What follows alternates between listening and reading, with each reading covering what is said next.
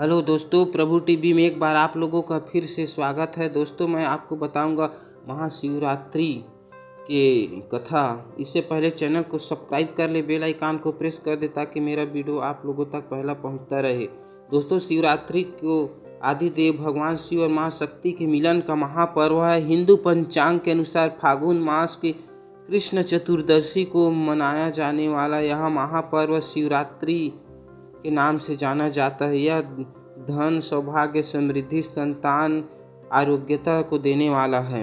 दोस्तों, महाशिवरात्रि की कथा मैं आपको बता रहा हूँ। एक बार पार्वती जी ने भगवान शिव शंकर से पूछा, ऐसा कौन सा श्रेष्ठ तथा सरल व्रत पूजन है जिससे मृत्यु लोक के प्राणी आपकी कृपा सहज ही प्राप्त कर लेते हैं। उत्तर में शिव जी ने पार्वती को शिवरात्रि के व्रत का विधान बताकर कथा सुनाई। एक बार चित्रभानु नामक एक शिकारी था। पशुओं की हत्या करके वह अपने परिवार को पालन पोषण करता है। एक साहूर का ऋणी था, लेकिन उसका ऋण समय पर न चुका सका। क्रोधित साहूकार ने शिकारी को उसी मठ में बंदी बना लिया। संजोग से उस दिन शिवरात्रि थी। शिकारी ध्यान मग्न होकर शिव संबंधी धार्मिक बात सुनता रहा। चतुर्दशी को उसने शिवरात्रि व्रत की कथा भी सुनी और शाम होते ही साहूकार ने उसे अपने पास बुलाया और ऋण चुकाने के विषय से बात की। शिकारी अगले दिन सारा ऋण लौटा देने की वचन देकर बंधन से छूट गया। अपनी दिनचर्या की भांति वह जंगल में शिकार के लिए निकला, लेकिन दिन भर बंदी गृह में रहने के कारण भूख प्यास से व्याकुल था। शिकार करने के लिए एक तालाब के किनारे बेल वृक्ष पर चढ़ गया। बेल वृक्ष के नीचे शिवलिंग था जो बिल्व पत्र से ढका था। शिकारी को पता न चला। पड़ाव बनाते समय उसने जो टहनी तोड़ी, संजोग से शिवलिंग पर गिर गई। इस प्रकार दिन भर भूखे प्यासे शिकारी का व्रत भी हो गया और शिवलिंग पर बेल पत्र भी चढ़ गया। एक पहर रात्रि बीत जाने पर गर्भणी मृगी तालाब पर पानी पीने पहुंची। शिकारी ने धनुष पर तीर चढ़ाकर ज्यों ही प्रत्यंचा खींची। मृगी बोली, मैं गर्भणी हूँ, शीघ्र ही प्रसव करूंगी। तुम एक साथ दो जीव की हत्या करोगे तो ठीक नहीं है। मैं बच्चे को जन्म देकर शीघ्र ही तुम्हारे समक्ष प्रस्तुत हो जाऊंगी, तब मार लेना। शिकारी ने प्रत्यंचा ढीली कर दी और मृगी जंगली झाड़ी में लुप्त हो गई। कुछ ही देर बाद एक मृगी उधर से निकली। शिकारी की प्रसन्नता का ठिकाना न रहा। पास आने पर उसने धनुष पर बाण चढ़ाया। तब देख मृगी ने विनम्रतापूर्वक निवेदन किया कि हे शिकारी, मैं थोड़ी देर पहले ऋतु से निवृत्त हुई हूँ, काम आतुर विरहिणी हूँ, अपने प्रिय की खोज में भटक रही हूँ। मैं अपने पति से मिलकर शीघ्र ही तुम्हारे पास आ जाऊंगी। शिकारी ने उसे भी जाने दिया। 2 बार शिकार को खोज कर उसका माथा ठनका। वह चिंता में पड़ गया।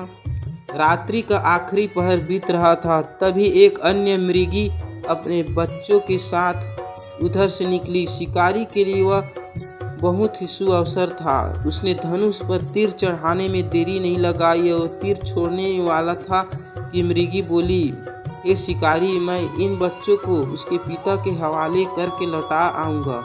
इस समय मुझे मत मारो। शिकारी हंसा और बोला, सामने आए शिकारी को छोड़ दूं, मैं ऐसा मूर्ख नहीं। इससे पहले मैं 2 बार अपना शिकार खो चुका हूँ। मेरे बच्चे भूख प्यास से तड़प रहे हैं। उत्तर में मृगी ने उत्तर में कहा, जैसे तुम्हें अपने बच्चों की ममता सता रही है, ठीक वैसे मुझे भी। इसलिए सिर्फ बच्चों के नाम पर मैं थोड़ी देर के लिए जीवन दान मांग रही हूँ। हे शिकारी, मेरा विश्वास कर, मैं इनके पिता के पास छोड़कर तुरंत लौटने की प्रतिज्ञा करती हूँ। मृगी का दिन स्वर सुनकर शिकारी को उस पर दया आ गई। उसने उस मृगी को अब जाने दिया। शिकार के अभाव में बेल वृक्ष पर बैठा शिकारी बेल पत्र तोड़ तोड़ कर नीचे फेंकता जा रहा था। वह फटने को हुई तो एक हुष्ट पुष्ट मृग उसी रास्ते पर आया। शिकारी ने सोच लिया कि इसका शिकार अवश्य ही करेगा। शिकारी की तनी प्रत्यंचा को देखकर मृग विनती स्वर से बोला, हे शिकारी भाई, यदि तुमने इससे पूरा आने वाले 3 मृगी तथा छोटे छोटे बच्चों को मार डाला है तो मुझे भी मारने से विलम्ब न करो, ताकि मुझे उनके योग में एक क्षण भी दुख न सहना पड़े। उस मृग की पति हूँ, यदि तुमने उस जीवन दान दिया तो मुझे भी कुछ क्षण का जीवन दान देने की कृपा करे। मैं उससे मिलकर तुम्हारे समक्ष उपस्थित हो जाऊंगा। मृग की बात सुनते शिकारी के सामने पूरी रात का घटना चक्र घूम गया।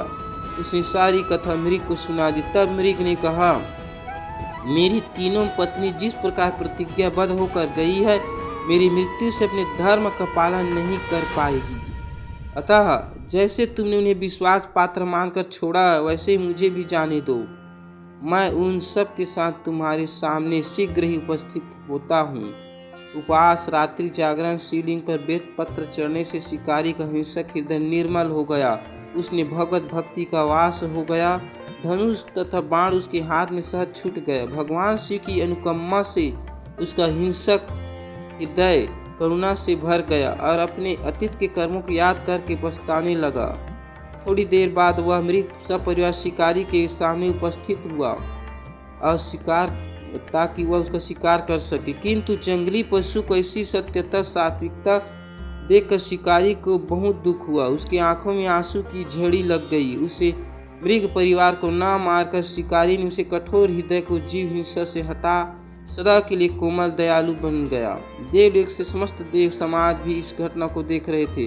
घटना की परिणति होती देवी देवताओं ने पुष्प की वर्षा की और शिकारी मृग परिवार मोक्ष को प्राप्त हुए। दोस्तों, अगर मेरा वीडियो आपको अच्छा लगे तो सब्सक्राइब कर लें, बेल आइकन को प्रेस कर दें, ताकि मेरा वीडियो आप लोगों तक पहला पहुंचता रहे। देखने के लिए आप सभी दर्शकों का धन्यवाद। जय जय श्री।